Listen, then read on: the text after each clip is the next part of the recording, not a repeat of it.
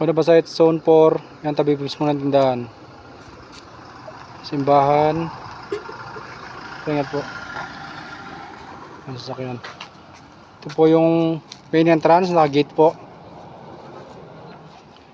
Yung site hanggang sa likod. Yung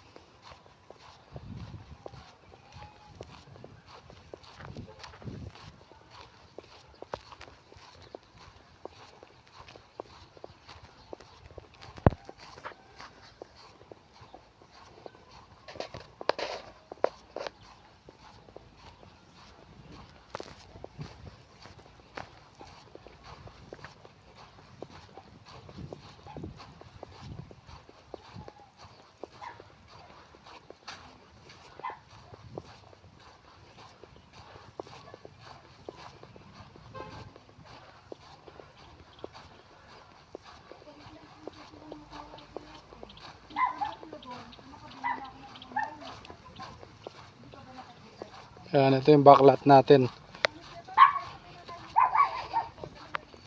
May palay pa po na nakatanim, pero pagkatapos po nilang mapupol mga first quarter po, wala po din na mapapasok eh.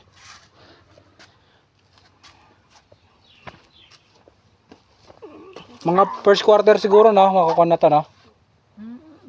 At saka pagka fully paid na, halimbawa nag-cash, pwede nang bakuran yung area niya.